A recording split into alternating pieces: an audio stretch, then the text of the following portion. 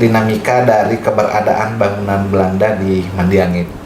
Cerita lisan masyarakat, kedatangan Jepang itu sebenarnya banyak merubah struktur yang ada di situ, pegunungan. Jadi di Mandiangin itu dari mitosnya ya, bahwa Mandiangin itu di bawah daerah perut gunungnya itu dibangun sebuah terusan.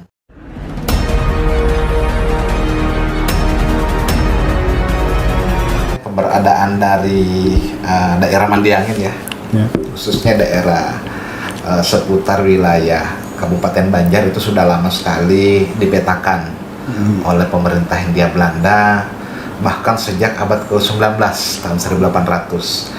Nah, di salah satu peta Hindia Belanda itu terdapat satu wilayah yang namanya Bukit Besar. Nah, jadi Bukit Besar itulah memiliki beberapa kampung di wilayah sekitarnya. Nah, salah satu kampung itu adalah bernama Mandiangin. Mandiangin yang sebenarnya tidak hanya menjadi nama kampung, tapi menjadi nama bukit. Nama bukit. Iya, di sekitar Bukit Besar. Jadi nama yang dikenal masyarakat yang familiar itu sebenarnya adalah Mandiangin, padahal sebenarnya nama aslinya itu adalah Bukit Besar. Nah, Mandiangin ini dari dulu sampai sekarang ya saya melihatnya begitu fenomenal karena pesanggerahan adanya bangunan Belanda. Nah, diantaranya itu adalah pesanggerahan, kemudian ada kolam renang di situ, ada bekas lapangan tenis, dan juga ada bangunan rumah sakit paru. Nah, jadi pada era itu ceritanya berawal di tahun 1939. 1939. Jadi pada tahun 1939 itu Banjarmasin sudah berstatus ibu kota provinsi. Makanya di Banjarmasin itu ditunjuk salah satu pejabat gubernur. Orang Belanda yang bernama Ban Yauke Haha. Ban Yauke Haha. Iya, atau BYHH. Bacanya tulisannya sebenarnya Haga ya, tapi bacanya Haha. Nah, pada tahun 1939, tepatnya itu di tanggal 26 Februari tahun 1939, Ban Yauke Haha ini membangun sebuah fasilitas pesanggerahan. Jadi pada waktu itu memang marak ya, di tahun 39 orang-orang Belanda membangun daerah pegunungan itu, membangun fasilitas di wilayah pegunungan dengan fasilitas-fasilitas peristirahatan. Nah, kalau dalam beberapa tulisan, misalnya di tulisan tahun 70-an itu dituliskan bahwa pemerintah Belanda itu selalu berlibur di sekitar hari Sabtu dan Minggu. Daerah Mandiangin tadi? Iya, di sekitar daerah Mandiangin. Karena hari Sabtu dan Minggu itu adalah hari vakansi. Hari vakansi itu hari libur. Sekarang, kalau dulu orang mengenalnya vakansi itu libur itu sebagai vakansi. Nah, itu. Nah, kemudian di tahun 39 dibangunlah fasilitas itu, dan sebenarnya sebelumnya ya sudah digarap. Tahun 39 diresmikan, dan muncullah 3 fasilitas dulu. Jadi waktu di tahun 39 itu ada pesanggerahan. Pesanggerahannya apa, Pak? Ya, jadi pesanggerahan Mandiangin itu sekarang yang sudah dibangun kembali oleh pihak penginapan. Jadi pesanggerahan itu nama lain dari penginapan, nama lain dari motel, ada juga kan. Kalau sekarang lebih banyak variatif namanya. Jadi ada Wisma. Wisma sebenarnya sama ya. Tapi kalau dulu lebih banyak orang Belanda itu mengistilahkannya dengan pesanggerahan. Karena fasilitasnya itu lebih minim dibandingkan hotel. Sekedar hanya persinggahan. Ya, persinggahan aja, tempat peristirahan kayak villa seperti itu. Nah, kemudian di tahun 39 dibangunlah 3 fasilitas, yaitu pesanggerahan penginapannya, kemudian ada kolamnya. Kolam yang sekarang dinamakan Kolam Mandiangin. Kalau dulu namanya Zembat. Ya. Istilah bahasa Belandanya. Dalam bahasa Belanda itu Zembat. Kemudian ada juga tempat latihan tenis, tempat bermain tenis. Jadi jarak itu kalau sekarang kalau kita ke Mandiangin itu dari kolam itu naik ke atas ke arah puncak sebelum pesanggerahan. Nah, itu ada sebelah kiri itu ada bekas lokasi dari tempat ini ya, lapangan tenis. Nah, dari ketiga fasilitas itulah yang mungkin memang masih kita bisa lihat peninggalannya sampai sekarang. terutama di kolam mandi Kolam angin. yang di bawah itu Iya. ya, Pak? Oh, oke. Nah ini sebenarnya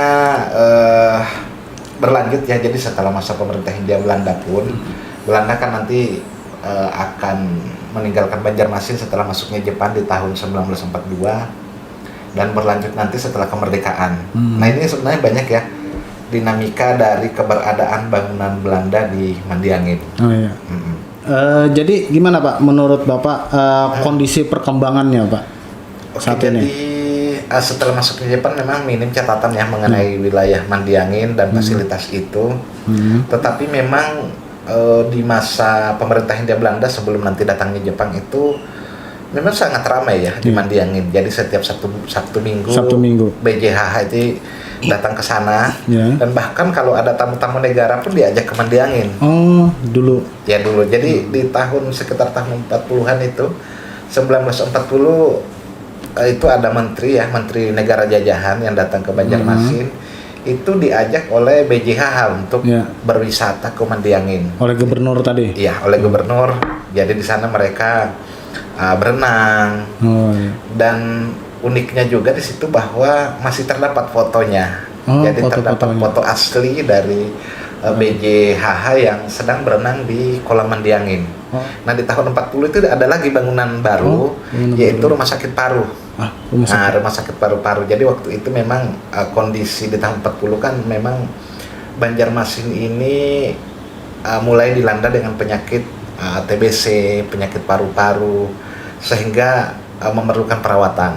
Nah ini tidak hanya di Banjar ya, di daerah Jawa juga banyak sekali.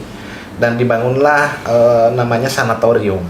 Nah, jadi rumah sakit paru atau sanatorium itu dibangun bersebelahan dengan pesanggerahan. Pesanggerahan yang saat ini? Ya, di Mandiangin. Jadi sebenarnya bangunan di puncak itu ada dua ya. Ada dua. Jadi ada pesanggerahan, ada sanatorium. Atau rumah sakit. Nah, rumah sakit paru. Nah, rumah sakit paru itu dibangun karena memang waktu itu si gubernur BJHH ini menjadi ketua Komisi Pemberantasan Penyakit Paru ya, untuk wilayah Borneo. Makanya di tahun 40 itu dibangunlah fasilitas itu. Tapi memang tidak dapat difungsikan secara maksimal ya, karena hanya 2 tahun kemudian Jepang datang ya. Jepang datang dan mengambil alih semua fasilitas di Mandiangin terutama. Karena dari beberapa kabar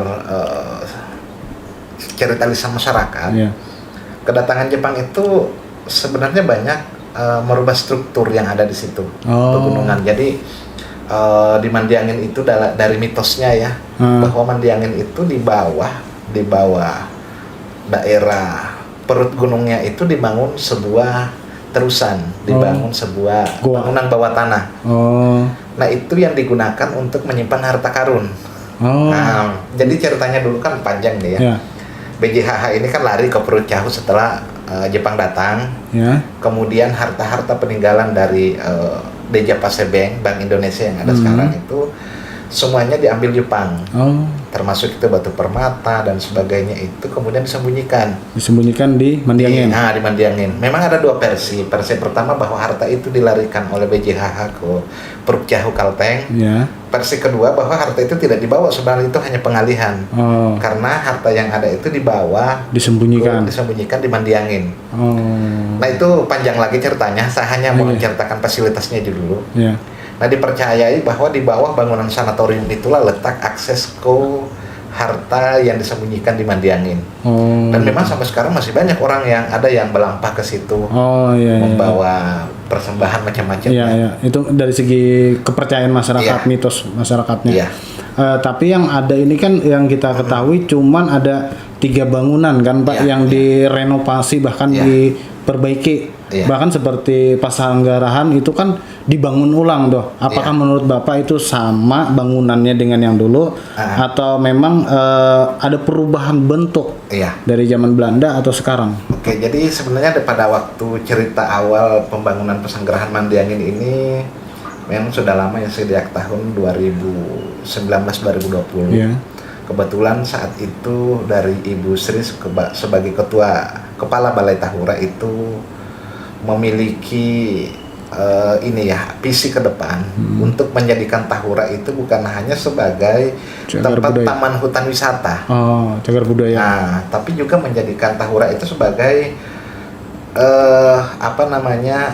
memiliki daya tarik wisata sejarah. Destinasi sejarah. Nah, ya. Jadi bukan hanya destinasi wisata alam, tapi destinasi wisata sejarah.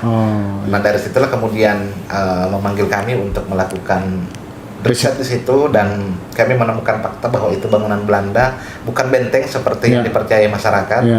Bangunan Belanda yang dibangun di tahun 1939. Nah, kemudian dapat kita ketahui lagi dari beberapa arsip bahwa sampai ke tahun 70 pun Mandiangin sebenarnya bangunannya masih utuh ya. Masih utuh. Sampai 60 dan 70, karena di beberapa koran itu dituliskan bahwa Mandiangin ini dipelihara oleh seorang suami istri ya. Namanya Anang Benggol namanya waktu itu, nama orang dulu yang mengelola Mandiangin sampai dia meninggal.